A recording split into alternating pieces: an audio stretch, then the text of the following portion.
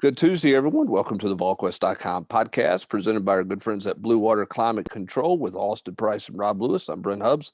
Glad to have you along with us. And again, be sure and use Blue Water Climate Control for any of your HVAC needs. Why? Because they're going to do it the right way the first time and take care of whatever issues, whatever problems you might have. Blue Water Climate Control will handle that for you. Be sure and check them out at bluewaterclimatecontrol.com or visit them, give them a call, I should say, at 865-299-2290. For more on Blue Water Climate Control, be sure and check them out online. And again, if you give them a buzz and you're calling for a repair or calling for them to come out and see what you might need in case you need a new unit or anything else that you might have going on in a remodel or whatever it might be sure and tell them you're a Volquest listener and they'll take care of you there as well. That's Blue Water Climate Control. All right, guys, let's jump right into what's going on in what I consider the slowest time of the year outside of baseball. Not really much going on. Of course, Tony Vitello's baseball team is playing extremely well.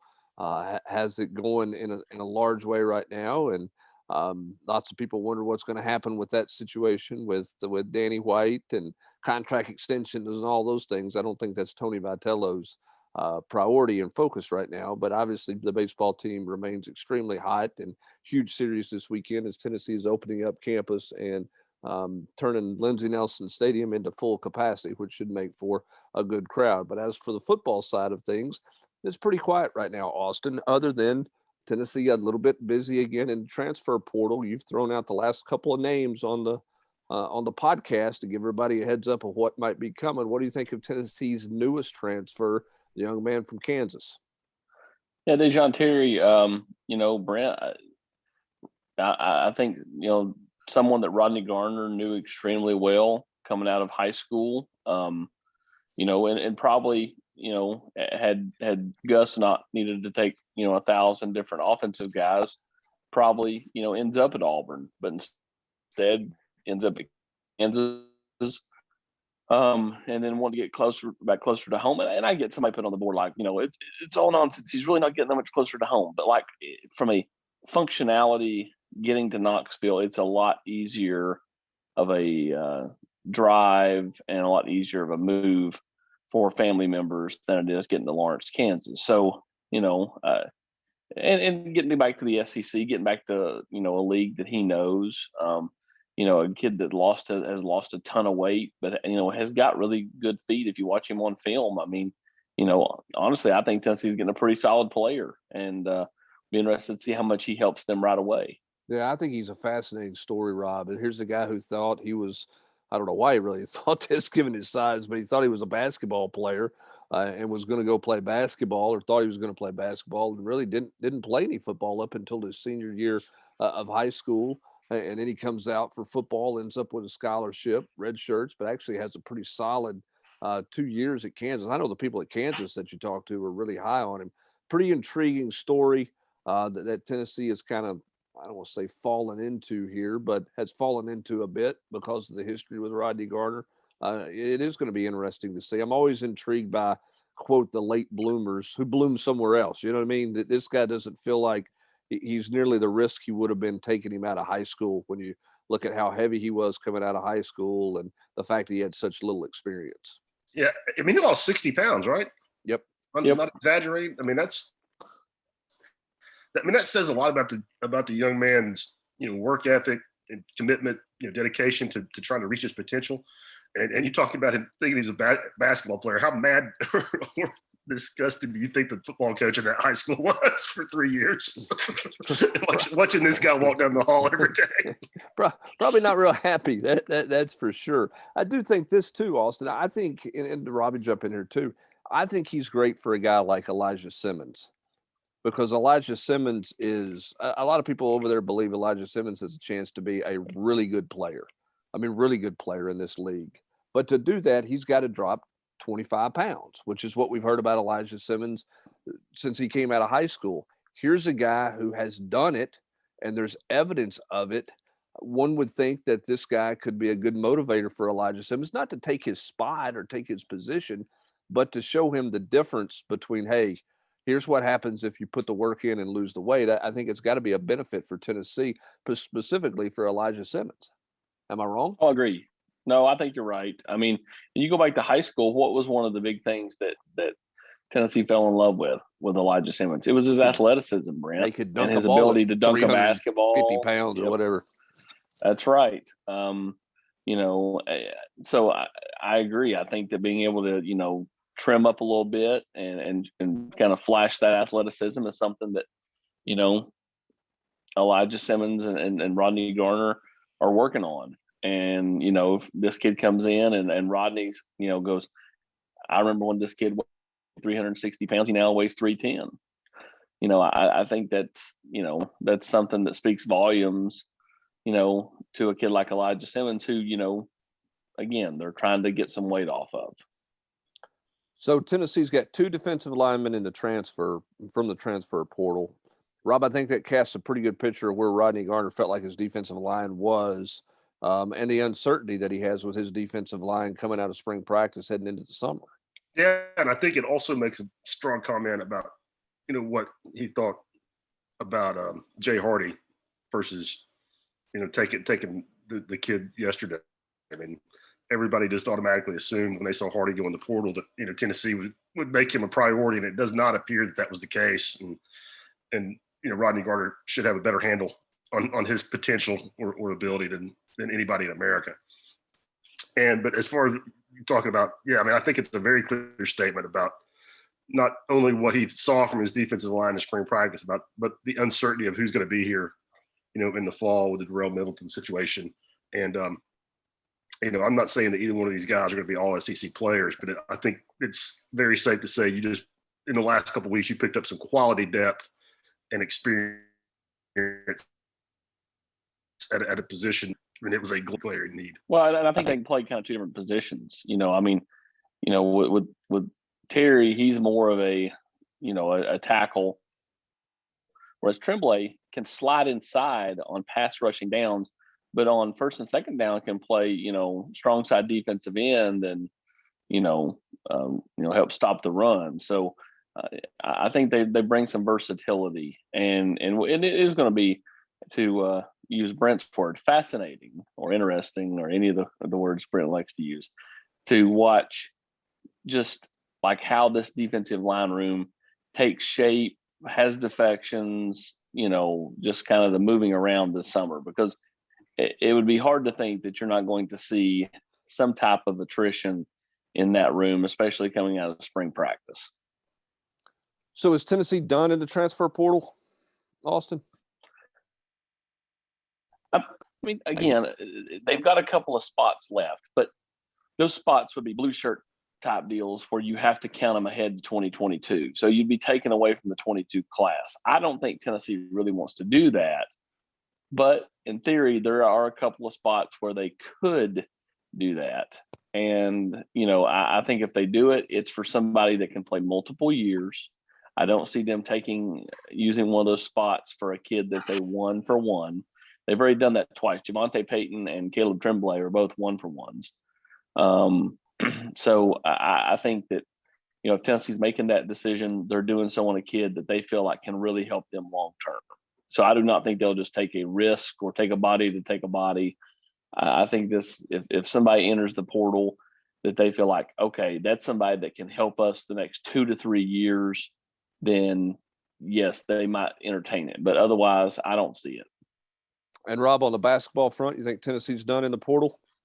And I think they're done. I wouldn't rule, I just wouldn't reject out of hand, the notion that they might add somebody. But right now, I think no. I think the next thing you're going to hear from Tennessee recruiting wise is Hanjay Tamba from Catholic, probably making an announcement that he's reclassified and going with Tennessee. I mean, that kid is so low key. I mean, it legit might be a case where he just shows up and goes to class first day of summer session in June.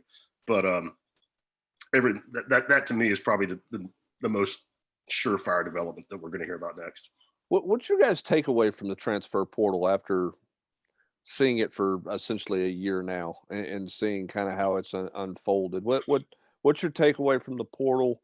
What tweaks to the portal? I know we've talked a little bit about a calendar, but any other tweaks that you see coming down the pike from a portal standpoint, or what are your overall thoughts on kind of experiencing this the first time? I mean, I think on the basketball side, I think you had some kids get a rude awakening when they couldn't find a spot, or weren't able to move laterally, leaving a Power 5 program and jump into another one. I mean, I think there were a lot of kids out there that got slapped in the face with that. Hey, maybe I didn't make the greatest decision. And from Tennessee's standpoint, I applaud. I mean, I think Rick Barnes has done a really good job of trying to adjust to the way the game's changing. I mean, you see, a lot of coaches his age, they just about the transfer portal. I mean, he's just accepted the reality of it and tried to use it. And Tennessee didn't go bananas. I mean, it kind of feels like they did because they added so much in the late period. But three of those guys were high school players. I mean, they only took one from the transfer portal, and that was a kid that is could be in your program for 3 years. It's not a rent a player. I mean, they didn't use it that way. For me, Go ahead, Austin.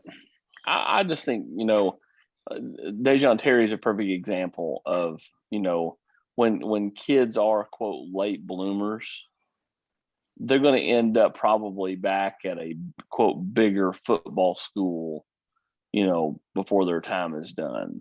Yeah, I really believe that. I think that especially because to me, like, you talk about transfer portal, but now you have to really kind of couple it with the one-time transfer rule and combine the two. Sure. Because it changes. The transfer portal was neat when it was before the one-time transfer. Now it just, it's free agency in a lot of ways. And so,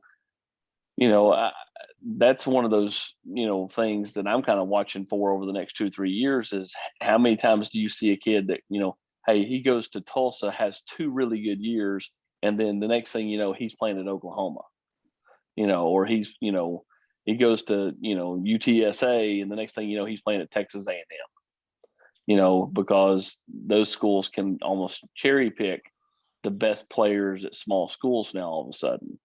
Remember when the kid at Bearden that went to UTC, Davis Toll. I mean, like, I guarantee you, late in his career, he would, I'm not saying ended up at Tennessee, but he would have ended up at a bigger school than Chattanooga late in his career. I just think that that's what this is setting up for. It's going to be hard for the little guys to hold on to their best guys the entire time.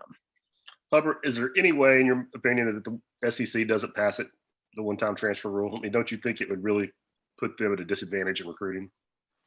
Oh, yeah. I mean, I think they're going to have to pass it. I can't imagine they're going to sit there and say, no, we're not going to allow this to happen within the conference.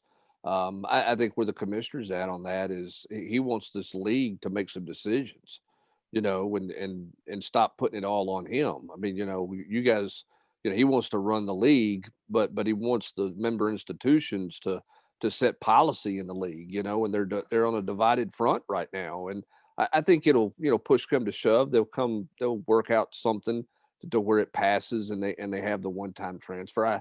I can't imagine they're going to make people within the conference set out, because if you do, it's a detriment in recruiting, and it certainly hurts you, big time from a transfer standpoint. So it makes those other conferences stronger. It makes all those you're going to lose stronger. talent. I mean, how much talent are you going to lose the ACC, the Big 12, the Big 10 when you have good players transferring out of your league? Well, and the one thing you make the best point, Austin, the one thing this league doesn't want to do, they don't want to do anything to close the gap. They want to widen their gap on the rest of college sports. They don't want to close the gap or have the gap closed on them in college sports, Austin. Yeah, I mean, and let's face it, most of these kids, I'm not saying all, but most of these kids are going to stay in, quote, Southern schools. So like the Clemsons, the Florida States, the Miamis, the Texas, Oklahoma, like any type of warmer weather type school, they're going to want to stay at. North Carolina, even, that strengthens those schools to me. If you can't go interconference, if you've got to leave the conference, all they're going to do is go, okay, I'll just go to Clemson, or I'll just go to, North Carolina or Florida State. If I'm the ACC, I'm really hoping that the SEC digs in and says, no, you can't go from Georgia to Alabama. Yeah, I mean, and again, I think that's why the SEC ultimately comes to a resolution to allow it. So let me ask this as we kind of close this part out about the one-time transfer deal. in a lot of ways, Austin, it does absolutely. You're right. It's going to hurt the smaller schools if they have a really good player. Is the one-time transfer rule more detrimental to smaller schools, or is it more beneficial to smaller schools because so many kids are in the portal and they can't find the Power 5 homes that you thought they would have? So they may end up playing somewhere at a smaller school.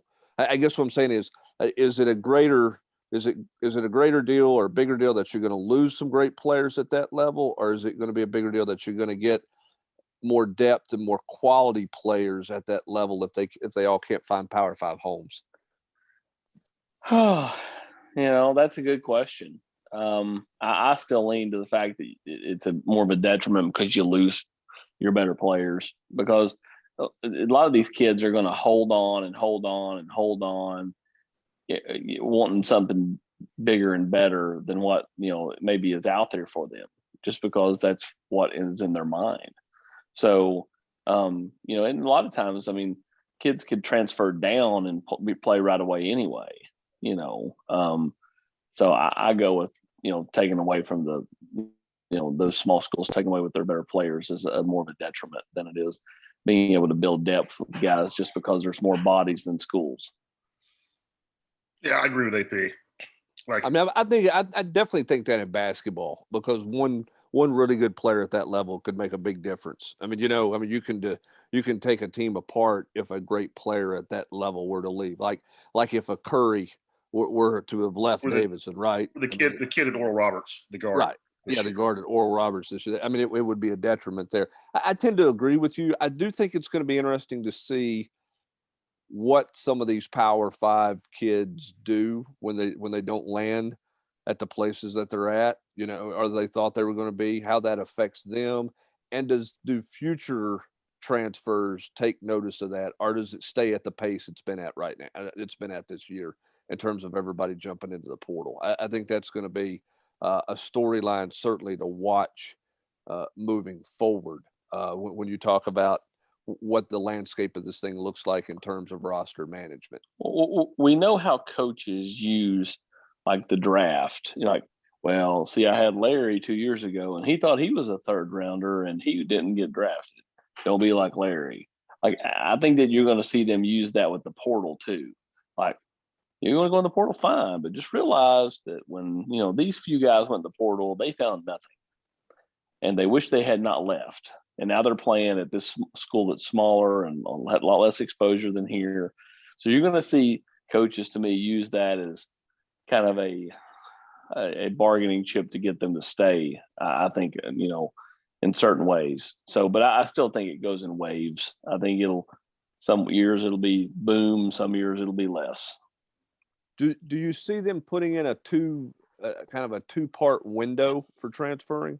Because some kids will want to transfer at the end of the fall semester so they can be somewhere in the spring, and then other kids are going to transfer in the month of May, as we're seeing right now. Do you see them kind of coming up with a split window for transferring opportunities, much like you have two basketball signing periods? I think there's one in place for the end of fall semester because kids are going to go somewhere by the time classes start. So it's already there. I think it's already there, and I think you're going to see May 1st in the spring, from what I hear. I think that's where it'll be going forward. The kids have to declare by May 1st. I think they have to have declared, and I don't know where you put the deadline. I think the deadline to have made a decision on where you're going to end up is going to be on May 1st, unless I misunderstood the information I was given. Because you think basketball ends in March for most teams, April for a handful. That gives you if you made the Final Four, you got a month. Most kids are going to have 6 to 8 weeks after the end of their season to enter the portal and then find a home. Yeah, for me, when I look at that, I just think you have these unique situations. Look at Jamie Newman last year. I mean, he had no clue that, JT Daniels was going to win that appeal of his and get eligible. And then, I think I can see the merit for definitely putting the kind of like windows to do it, but I also can think, that there's certain situations where kids just that would be really tough on them. Yeah, I just wonder if they give them the whole month, if they ultimately at some point down the road settle on the whole month of May. Just some you've got the window of May 1st to May 31st, to get somewhere. Or maybe you have a deal where you just say, hey, you've got to let me know by May 1st whether you're leaving or whether you're staying, which is kind of what some people are proposing that, and the talk is out there, as Rob mentioned, right now. But I think that tweak has to happen in the transfer, in the And portal. it could be different for basketball and football. Yeah, but I think you have to do that because you have to let your basketball coaching staff. I mean, you can't have a coaching staff sit there the last week of May and find out they've lost 2 players, and then they're going to turn around and try to get 2 players in school for June 1st. Or you could. I mean, right now the way things are, you could find out after some school started. I mean, maybe you get some kid that doesn't like the way, oh man, these all-season workouts, I didn't sign up for this. I'm gone. And as of now, they could do that. Yeah, it's certainly, again, I think there's some rules that are going to come into play. What those rules look like, I don't have any idea. The same way I don't know what the rules are going to look like for the name, image, likeness world that's getting into. I mean, the whole, who saw the Georgia rule coming where, 70% is going to be kicked into a fund for the university and then dispersed out in some way. I mean, they're catching all kinds of criticism for that. I mean, everybody's going to have their own different policies in place, yet nobody knows what the national policy or parameters of the national policy is going to be from the NCAA, or what the conference policies are going to be. I mean, it's hard to get a handle on right now, Austin, but if you're a school and you're not working on getting a handle on it, you feel like you're going to get left behind in this deal too. Or you're going to find yourself in a challenging situation with a current corporate sponsor or whatever. I mean, if this thing's going to roll out as, July 1, everybody's got to have a handle here in the next 6 weeks, which is going to be a lot of work to be done at all levels. Impossible. Well, I think he's got to be forward thinking, as do all schools. And here's the thing, to me, they've got to do a good job of conveying it to donors and people that could feasibly, put some of these kids in a position to make some money, and get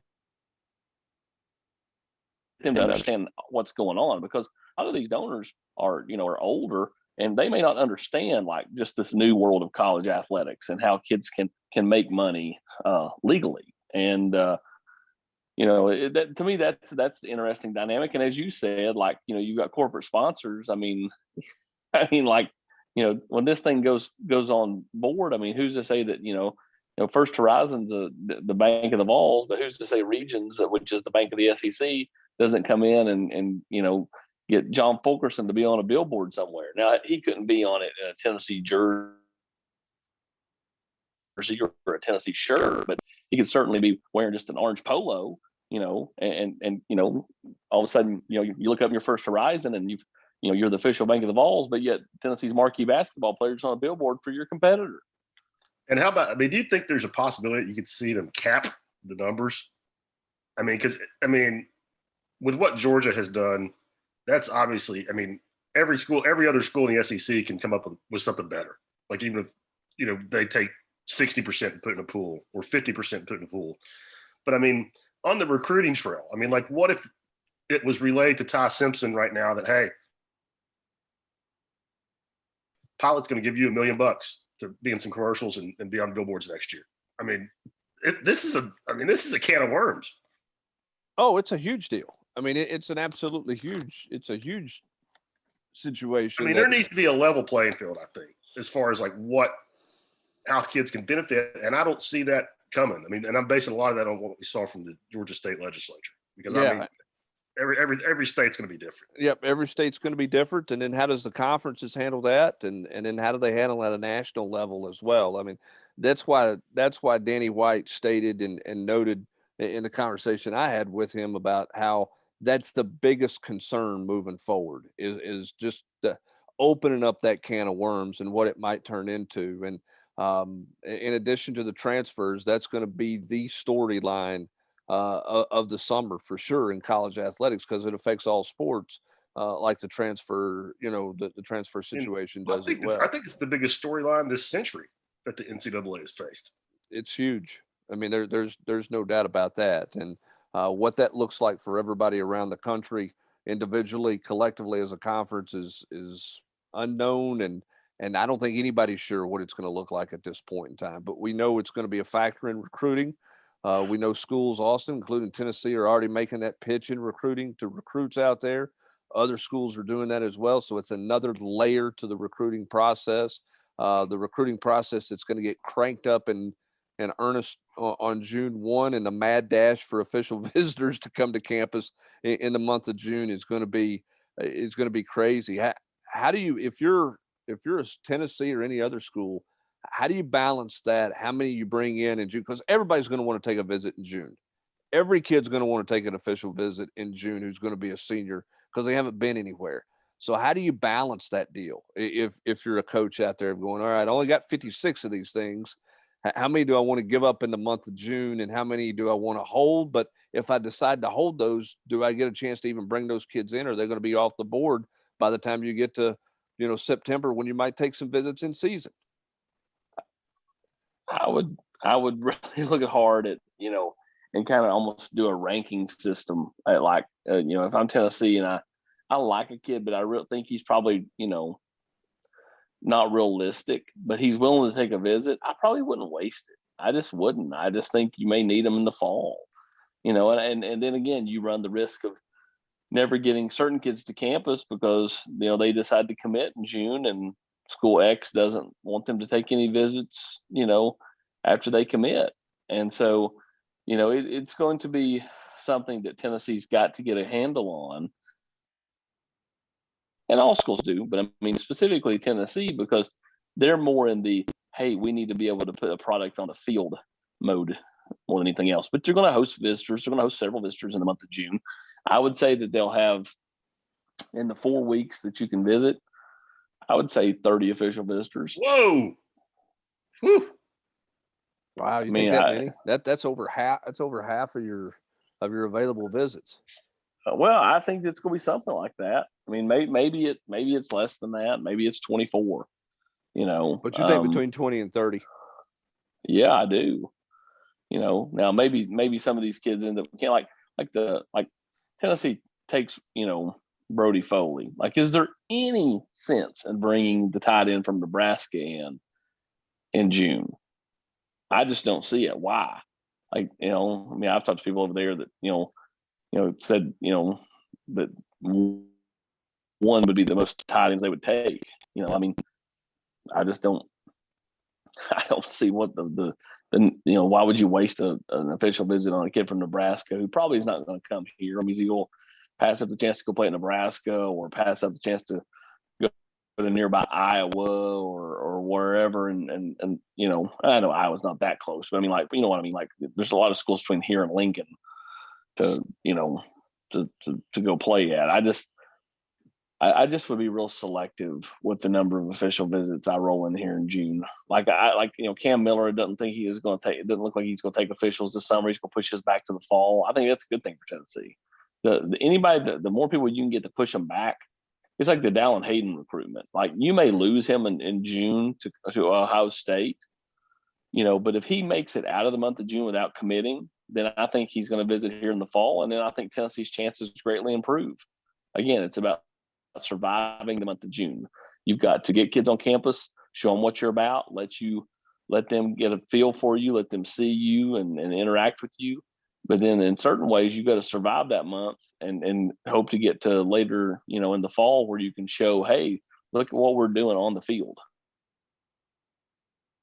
Yeah, I don't think there's any question that you have to survive. In Tennessee's case, it's you a different story. I was going to say, on the basketball side, it's a different story, but those coaches like it because those kids get to take an official visit as a junior and another as a senior. So you're in a situation where you could bring in as many guys as you want in June and then get them back on campus, 10, 12 weeks later in September, early October. And not only that, you can get a feel for whether or not you want to bring this kid back. Right.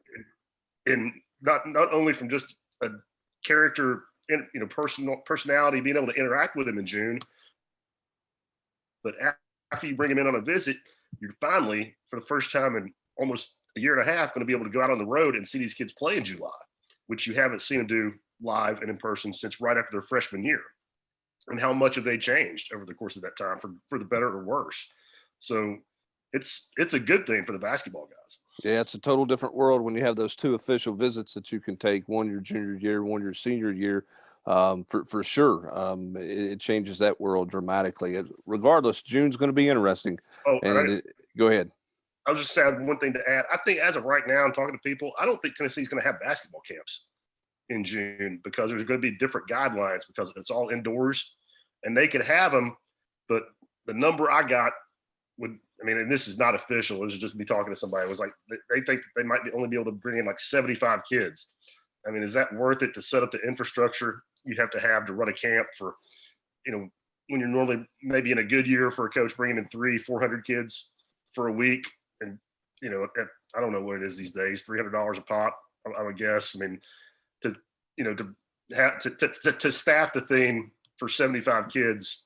I don't know how realistic that is. Now, I wouldn't rule out them having some kind of quote unquote elite camp, maybe one weekend where you are dealing with smaller numbers. But as of now, I think Tennessee is leaning towards no camps in basketball.